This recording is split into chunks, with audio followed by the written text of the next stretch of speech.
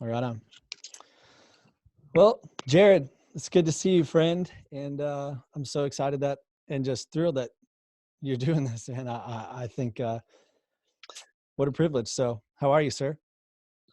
Dude, I'm well. Um, Making it through like everybody else and Mhm.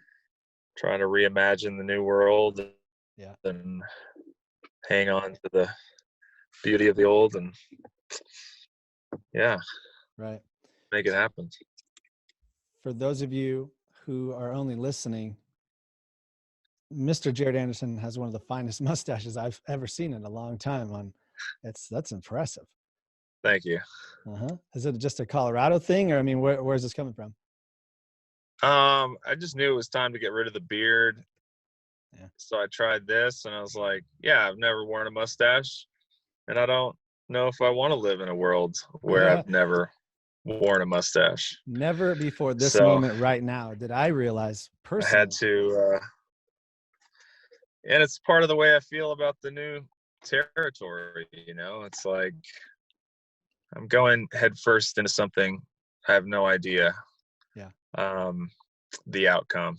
Yeah. So Well, many of people like me have been worshiping your songs for a long time, and what a privilege that is. But where did this start for Jared? Before I ask you some specific questions about today and where we're going and things, but when did the young Jared Anderson fall in love with music, and then all of a sudden it was worship, or was it vice versa?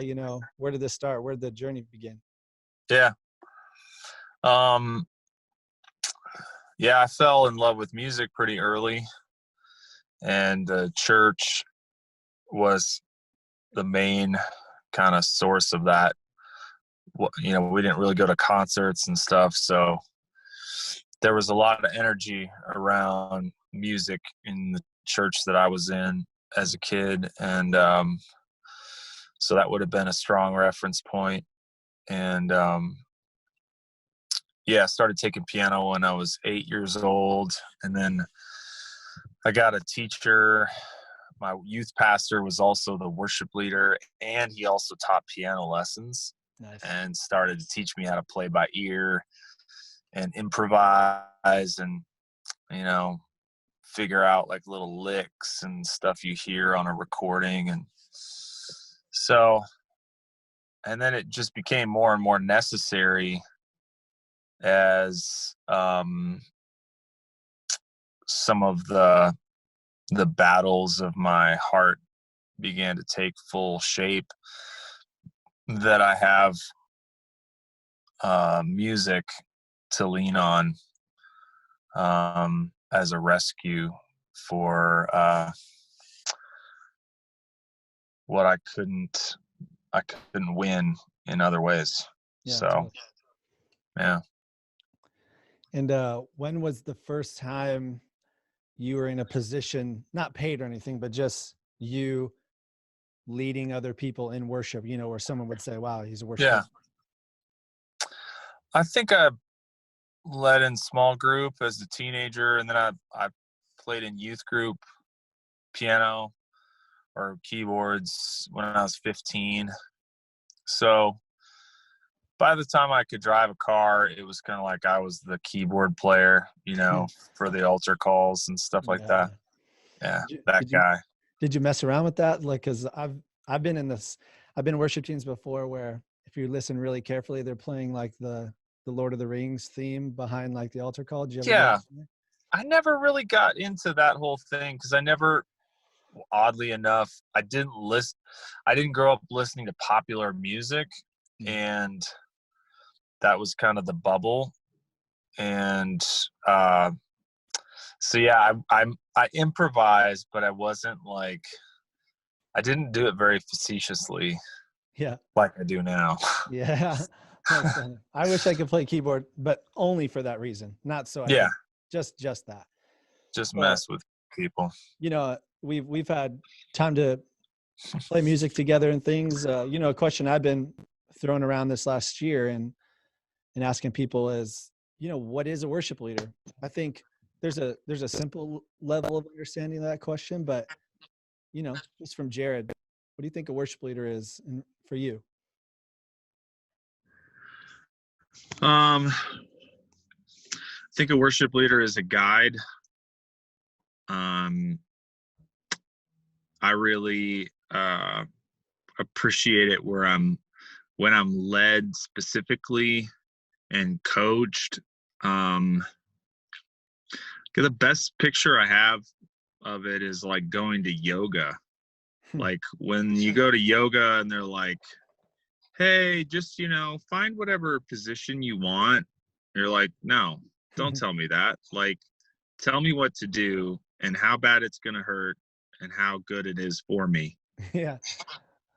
And then I will thank you in the end, Right. So I want a worship leader not to just be like, stand if you want to, but like, no, this is where we're going. And this kind of work is important. And to have some sense of command over the direction and a sensitivity to where people are at. Yeah. Yeah. Guide is a great word. And that's Yeah. true. I mean, for us, even as a person who's led worship, I mean, I deeply appreciate someone, a man or a woman who leads me into a place, and of worship and for myself, because the reward is mine, but they're the guide. That's very cool. Yeah. And I think it's like a disservice when there's an emphasis on like, isn't worship awesome? Isn't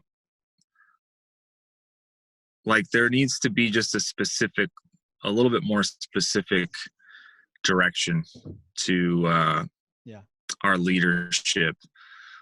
Like, yeah, that take the hype out of it, I guess, and focus on like, this is such an opportunity. We don't get the opportunity to sing together very often. And it's powerful. Yeah, it really is.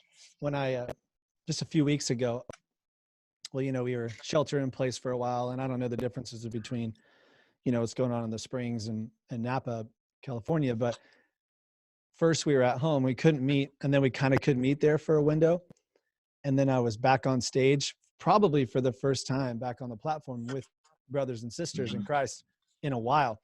And it just occurred to me, like, what I wanted to say most was, man, thank you for allowing me to guide us into a service. Here's where we're going to go.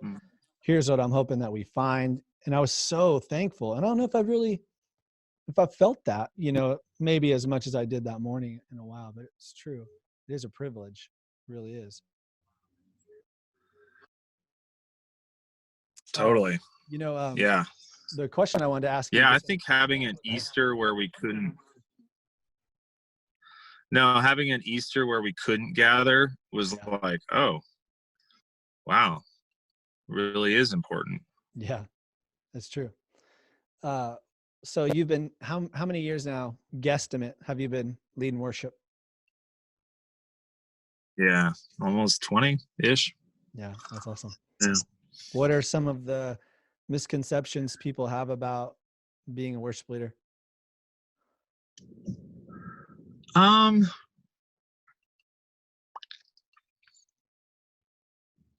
don't know that there's a ton of misconceptions. A lot of times they don't think you do anything during the week. Yeah. Sometimes that's accurate. Yeah. Maybe. I don't know. Yeah. Sometimes not. Yeah. What about you? Like, I think one of the misconceptions could be too that, that worship maybe comes off differently or is easier for us because we like music, or like it's a different route to the Lord. Like, what about for you? Like when you're on stage and you're leading people, and that's what you're there for, you're also in that moment as an individual human person. Is there a difference for you on stage and off? I'm sure there is, but you get what I'm asking? Yeah. Yeah. I also think there's like, people have like a gratitude when you're like willing to do it honestly and not kind of escape into your own zone or hide behind a lot of scripted phrases and techniques. I don't know, just the physical act of singing in front of someone else is so much courage. Like, I honestly don't think we give that act enough credit. I think we're kind of drowning ourselves in a lot of the trappings and tracks and lights and whatnot, that just to get up and open your mouth and sing is such a powerful act, that it doesn't need much around it. Yeah, that's cool. That's true. I wish if we kind of let it be, I think it would encourage people to participate more, honestly. Why do you think that? When people can hear themselves sing, it often invites them to their own work of how neglected their own voice is. Wow. Which is kind of scary sometimes. Like, yeah, we sound like a bunch of ducks, Yeah. And oftentimes we don't we almost shield people from themselves. I don't know if that's a service or not. That's true. Yeah. That's an interesting perspective, and just that's something to think about. Probably that's a whole nother thought of, is the church a place where we want to drown out everybody's voice, or do we want those voices to be heard? That's kind of a beautiful thought. I had the awesome privilege of coming to one of your writing workshops and songwriters things. So for those listening, Jared's been hosting now for how many in a row? How many years? We started in 2012. Wow, that's a lot. So it's been a while. So these writing workshops, songwriters, musicians, I enjoyed my time. I mean, going to the Springs, I think just in general was enough to be inspired by the beauty of the Lord. But what's the purpose behind that? What kind of led you to do that? What's in your heart about that? Yeah. I kind of, it wasn't till I was invited by a publisher to collaborate with other writers that I discovered kind of this new gift of collaborative writing. And as I engaged kind of regular worship pastors and churches and teams, I felt like no one's experiencing this.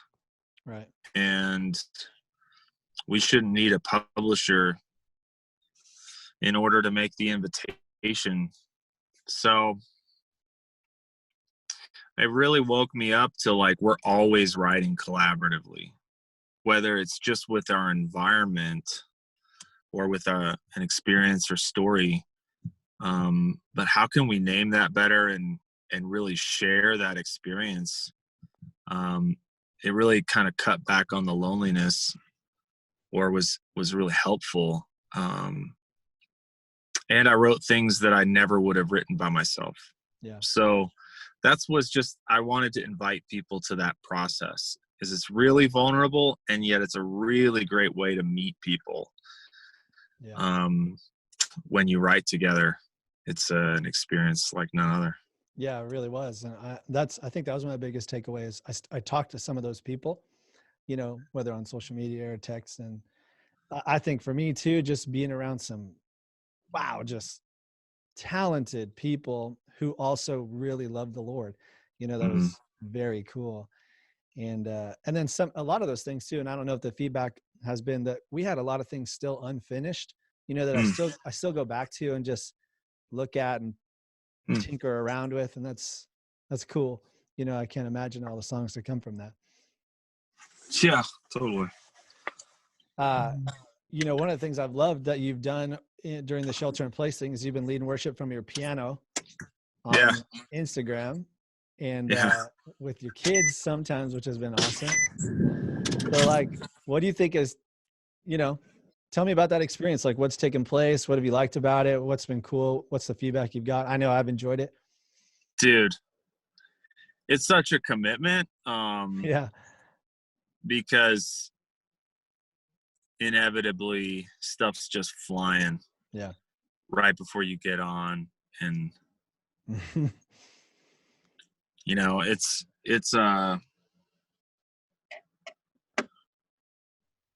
there's just so much opposition to it. And yet, like, just the act of sitting down, like reading the scriptures and playing and singing, like, it's super healing and grounding. Yeah, I can't wait we took a break because we've just been doing some traveling and um, back and forth, uh, like moving between our houses. But so in August, I'll start back up when we're back into the routine. But yeah, it was a gift to just spend some devotional time and invite other people into it and really like make it kind of small and intimate, and also to have guests on, to showcase their gift and kind of share that worship experience together. Yeah. I don't know why that doesn't happen on stage as much, but it was really, I guess, like a podcast, like a recorded conversation. There's just a beauty about it that is costly and yet really fruitful. So Yeah. I think it did that in my kids as well. Yeah. What was that And like as a learning dad?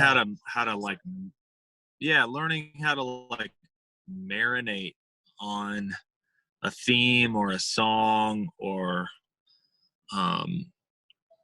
yeah, it just sets a tone. You can't, I think it deepens your grace and your kind of tolerance for the wrestle that everyone's in when you lift your voice and kind of cry out like the Psalms, and lament and call.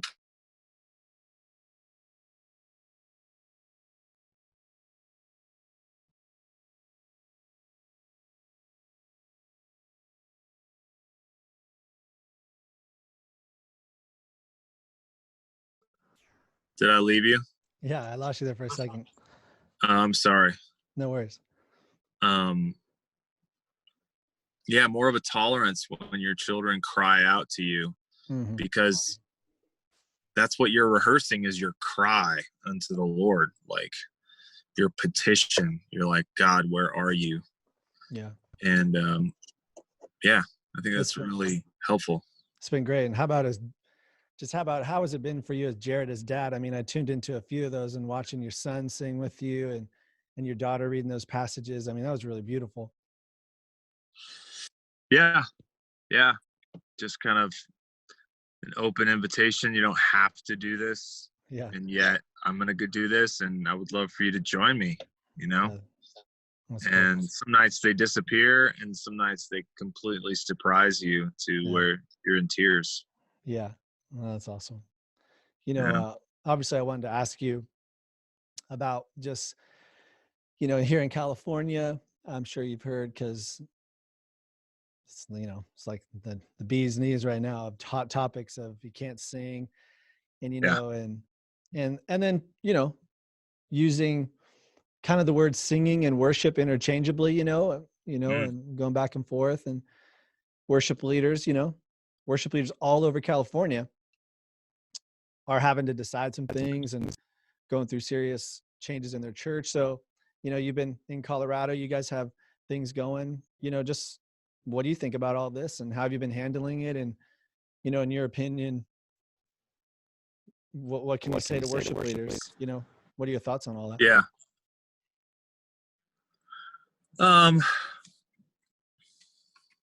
Some of the persecution is, I've noticed this in myself, like as things bear down and get harder,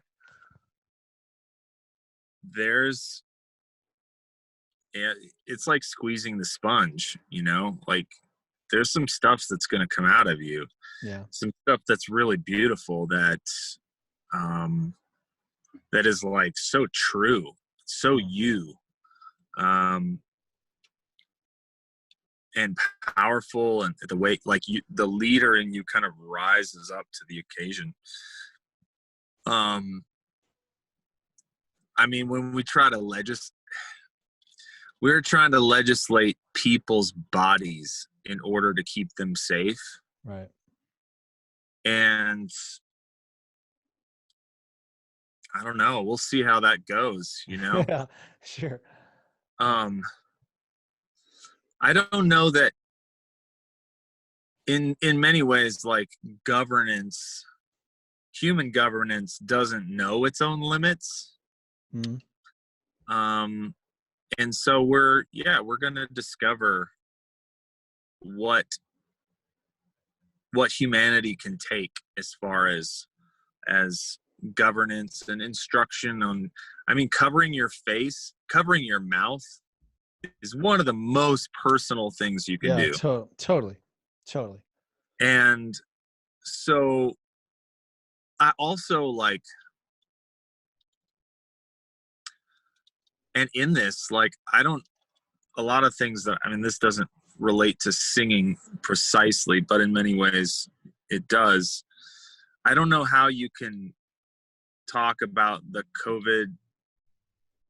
pandemic and the implications of the pandemic, and then talk about the protest and civil upheaval and not think that they are in some way connected. Yeah. They're completely connected. Yeah. And the more we are pressed upon, for better or for worse, for safety or for not.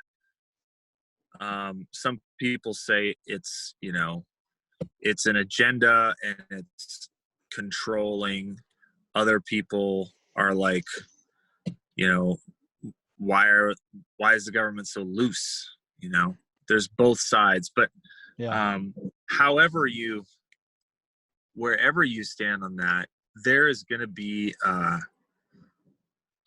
response and a cry against it, a crying out. And I think that's what we're experiencing. And the deeper the implications on our own bodies and where we can go, the soul begins to respond. Yeah. So that's what and dude, none of us have the answer, but we can walk faithfully with people through this. Yeah. We can do that. Yeah. You're right too. I think one of the things, outside of knowing the creator, the world maybe doesn't see the intrinsic value of our actual body. Christianity really elevates the importance of that so much so is like, no, I'm going to make it my temple. One of the things I noticed just being here, and we had some weeks with services, but you had to wear masks. We're taking temperatures at the door. You're checking into NASA and to come into our church, and you can't see people's mouth, Jared. I mean, you can't see. All of a sudden, feelings are gone. I mean, you just can't in a church service see it. And so I'm leading worship, and we're singing whatever it is we're singing, and man, it was interesting. Just wow, Lord, like this. I think you can get into a place where you're like, well, we're just wearing a mask, guys. No big deal. We're just wearing a mask. But something about our actual essence is missing in those moments. It really is. Like, imagine you and your wife wearing a mask while you speak to each other. It's difficult. It's difficult. Well, and I mean, in some ways, like, okay, don't sing. You can worship without singing. Hmm. Like, I think we've rehearsed this kind of form and mode, and we have a whole industry around it now, Yeah. but we're going to have to expand our vision of what presence and intimacy. We Mm. get to discover new paths in Yeah. this, and I don't think the old paths will disappear at all.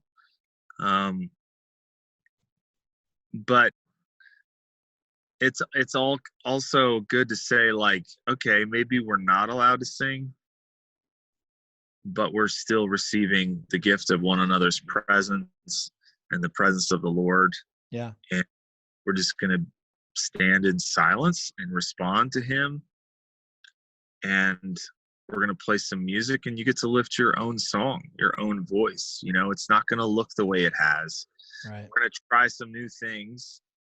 And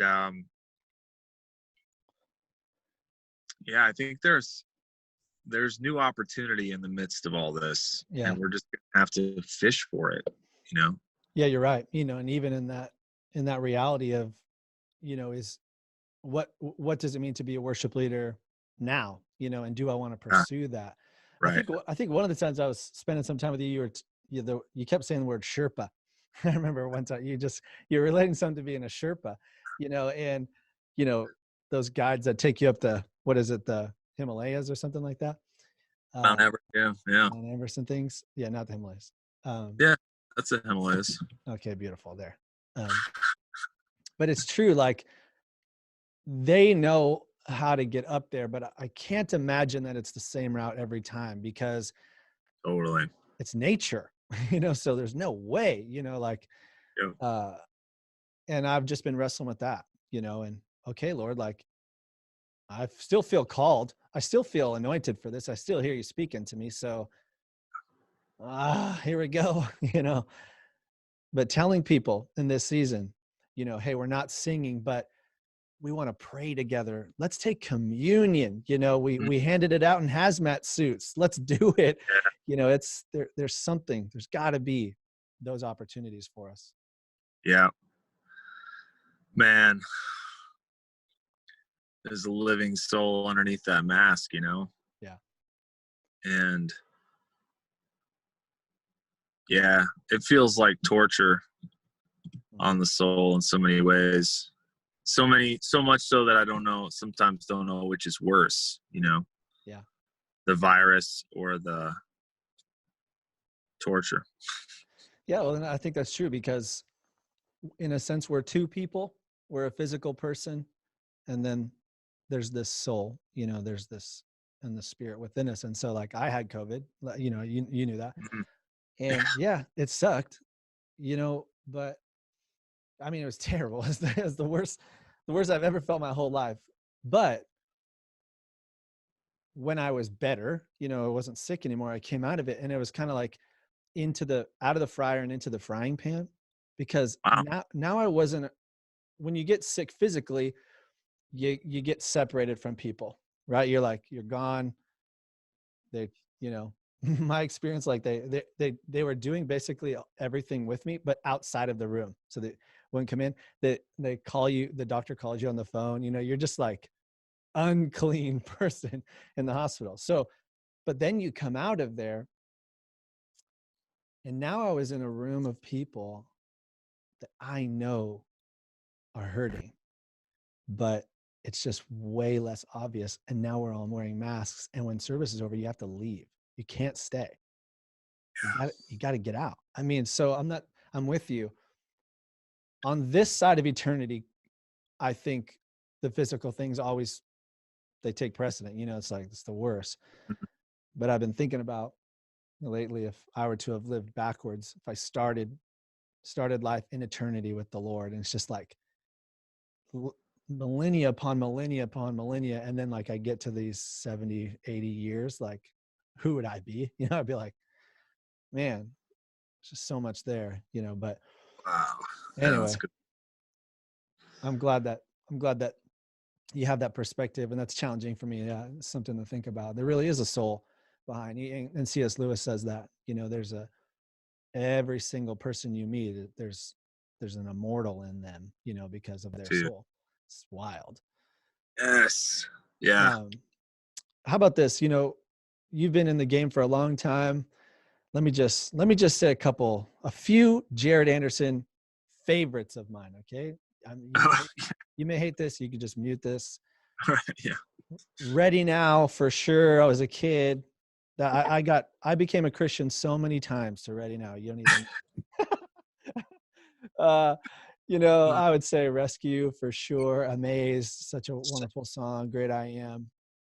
But you know, those days in my mind, I don't think, and at least it wasn't, the access wasn't as easy, and it didn't seem to me like there was, man, just so much worship music out there. I mean, it's like, Right. I was listening to Delirious, probably the first band I ever heard. You know, I was like, what? You know, like Sanctify, like that song broke me in half as a freshman. So them and some others, you know, and then I think when I started to get into music is when I learned how to play Ready Now in youth. But now, man, I mean, you could, Yeah. I don't even know. I've reached that place, Jared. People are coming to me like, dude, have you heard this song? And I have no idea. I'm going back now. I had legitimately the Deeper album by Delirious on my Alexa this week. I've given up. Like, I'm not going to do the chase anymore after the new music. Yeah. I'm going back. But when you survey the world of worship music, like, you know, what do you think of all of it? What do you think, and what do you think's coming next, and how do you feel? You know, if you want to tell me the honest truth, and then I just edit it out later. Oh man. Yeah. I mean, no, back then no one thought worship would ever be on the radio. Much less like at the Grammys. Yeah, true. You know? Yeah. So it's cool. And at the same time, like, the reach has gone so much further. And there's been a lot of people now, like, songs go around the world, you know? Yeah. And that's just like so beautiful, the access that it's people wild. have. Yeah, it's so good. But you know, I mean,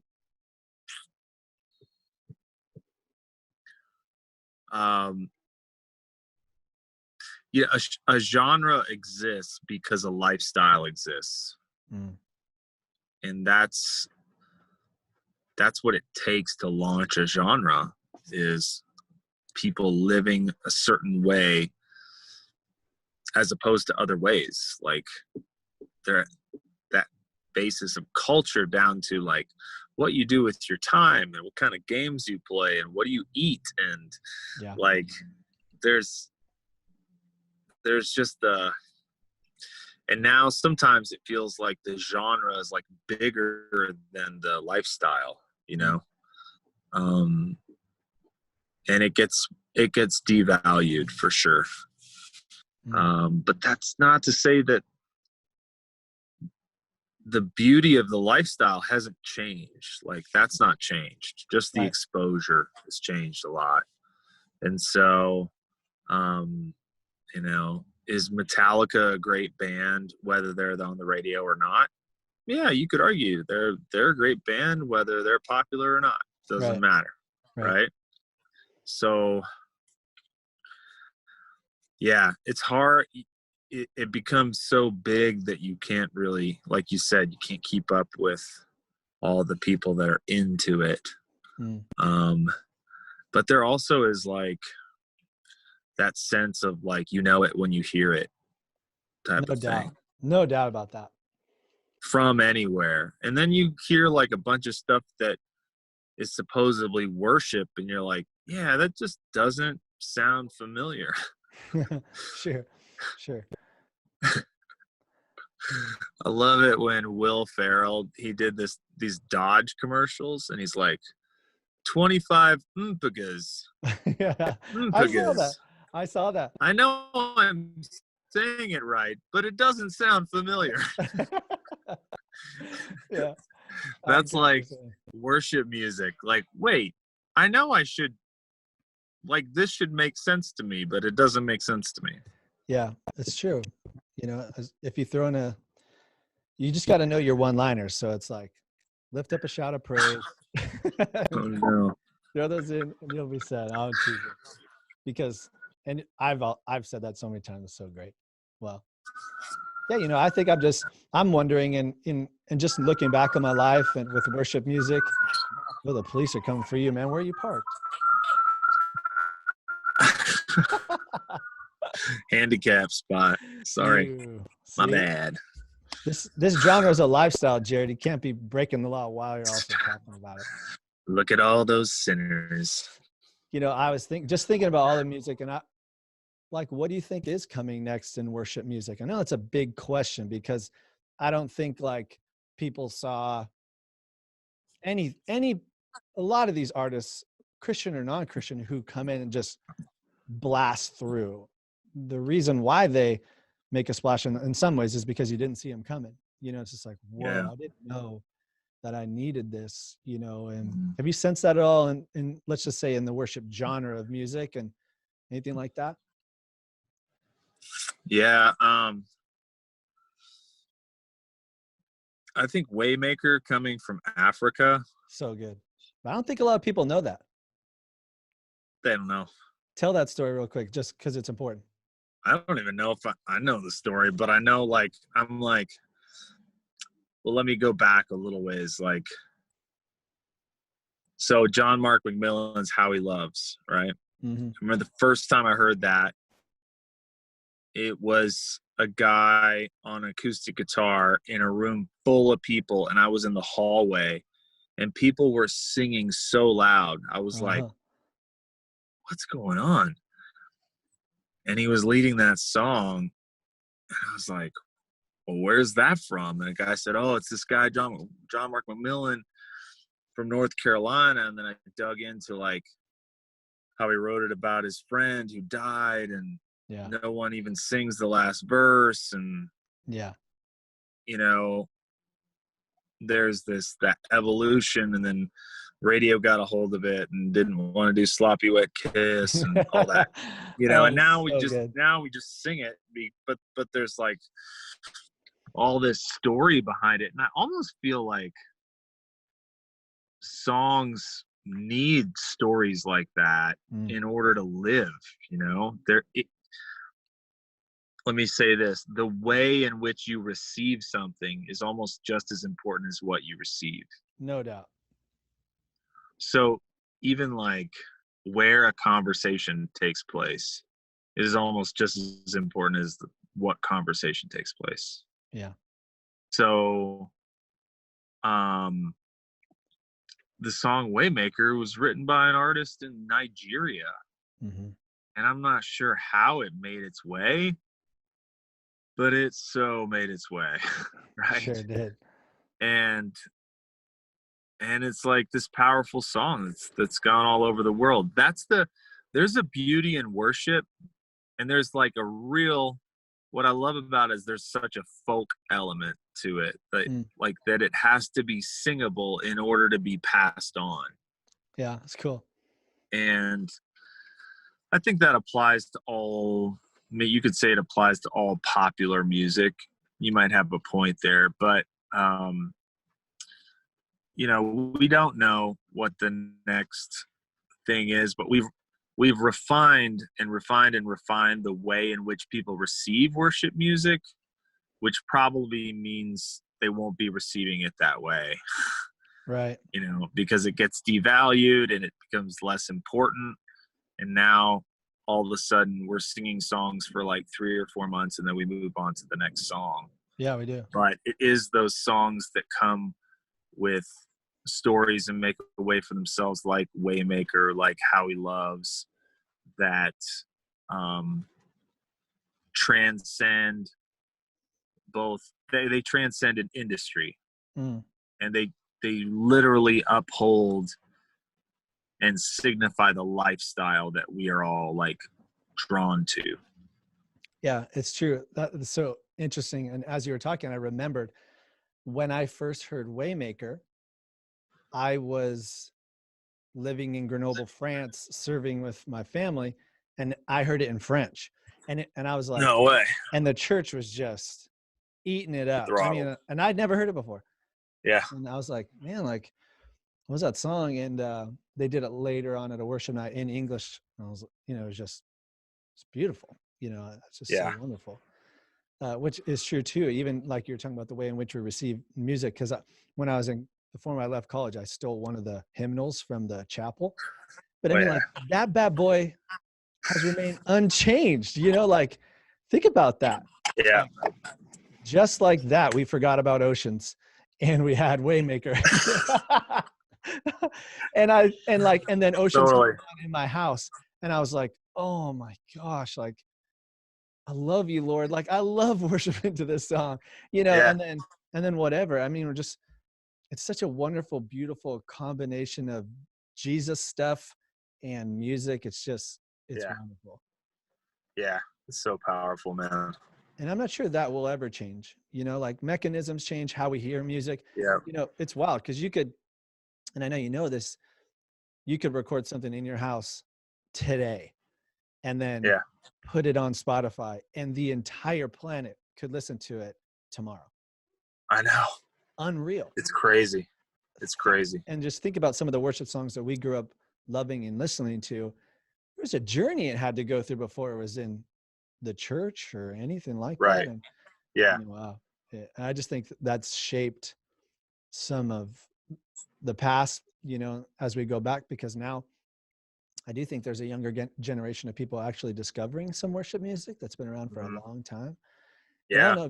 I don't know if you have felt this, sensed this, but I feel like in the last, I don't want to say how long season, that I just hear more and more people listening to gospel music. Just it's like from a different place for them, and I know for sure it's resonated with me. I think somebody handed me a few years ago is an Aretha Franklin album, gospel album. And like, it sounds like, dude, they just set up a mic in a church and just lit the place up with worship. And it was just like, oh Lord, like, show me this. Like, I need this, as you're speaking to like the tracks and all that stuff is cool. It has its place, it's rad. Sure. I'm sure if you write a song and you put it on there, someone's going to make a track behind it, whether you like it or not, but it is what it is. But it is a very cool thing, the day we live in. Just a few more things, Jared, because I want to let you go. But I love talking to you. Give me an encouragement. I'm going to ask you just what keeps you curious and what you're going after right now. But just one last word to some maybe worship leaders out there, and they're sitting at home, brother, like, and they're thinking about it. Or there's some people who 6 months ago were on a course to wanting to be a worship leader, and now they're like, like, speak to those men and women, those young people. Tell them what you think. Tell them an encouragement. Yeah. Wow. Well, yeah, the mechanism is totally changing, and yet the need for story and for song and for poetry out is like at an all-time high. And the hunger and thirst is like, demand is going up as supply of intimacy is going down. Oh, wow. So hunger is going up. The market for intimacy, right, is going up, and our mechanisms that we've traveled on to get that refreshment or that oasis, like there's a tree over the road, or there's a bridge out, you know, on Mm. many of those pathways right now. But for you, for all of us in this time, to continue to write the story that's in front of us, and not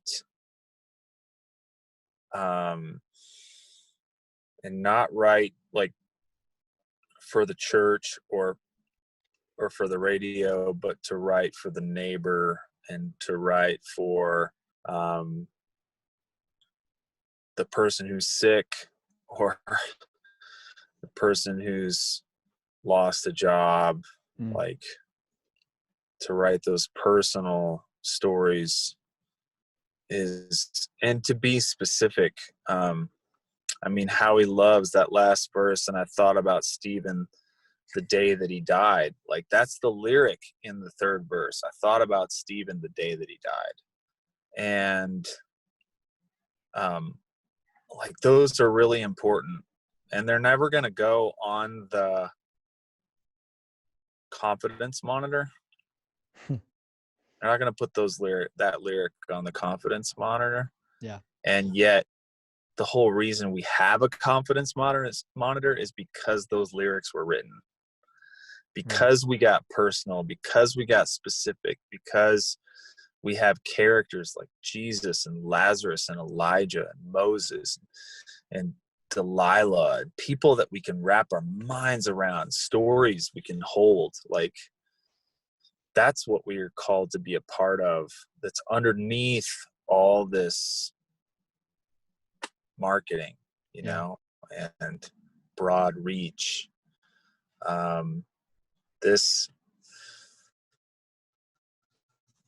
stirring to put words, to speak as God's, like, let there be, you know, called forth creation. Like, we're creators, we're called forth. Just like God called forth the earth, we're calling forth worlds, and we're calling forth healing, and we can call forth cursing. Like, we've been given a lot of power.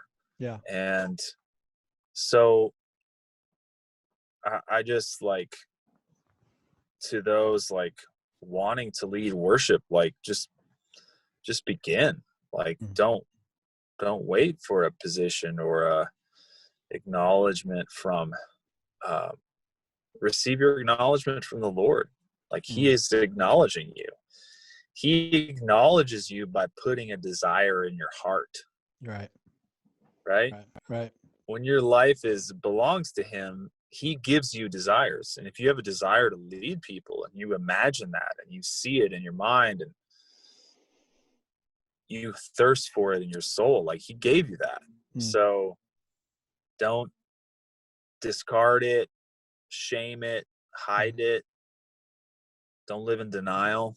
Right. So yeah, the mechanisms are all changing, but the heart hopefully is getting stronger with the increase of resistance. Yeah, that's great. That's really great. Well, lastly, just we get a little piece of what's going on in Jared's brain, and what are you going after? You know, like, the reason why we call the podcast Next Explorers is, like, just kind of asking and looking what's next, and then, you know, what are you exploring and what are you into, you know? So what's keeping you curious right now, and what are you going after, and what are you interested in, even if you haven't started? Yeah. I really feel like I'm supposed to write a musical. Nice. It's like a stage show. And I've felt it for like 3 years, and yet I have, like, very little to show for it on paper, recording. And so, oh Lord, maybe it's burning. We have to be tossed out before too long, but that's something that won't go away. I'm, like, working on a theme song for a kid's cartoon show. Yes. Which is crazy. And then this Christmas show that we do every year with a bunch of people from the special needs community, kids and adults. Like, we're already planning for that. and That's then getting ready for these co-write retreat here in the fall. So online and one in person. So yeah, That's awesome. yeah, that's kind of what's on my plate at the moment. Sorry, it's like raining here. Is it? Never rains here. Can you hear that? No, Oh, okay, good. no, but it's Thought it was not getting, raining here. No, it's not raining there. no.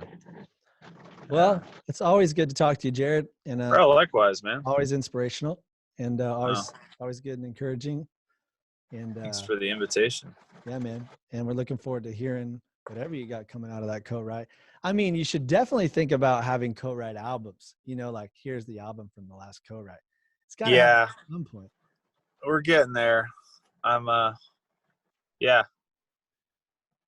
I I can't remember the name of the group but when we went to that cafe where everybody got to play some of their songs, there's a couple yeah. songs in there that was like, oh man, that wow. Like, it was so good. I was so sad that we were kind of just showcasing them at the time, you know, and we had to let the next person go, because I was like, in any other context, we would have been right in that song for 30 minutes, you know, Right. easily. And so I was waiting for someone to break the ice, like, let's keep going. But Okay, take it again. yeah, it was awesome. Well, so good. Dude, So good. thanks, man. And I'm Thank glad you. to hear you're doing well. Great to talk to you and your Always. family. Glad you're better.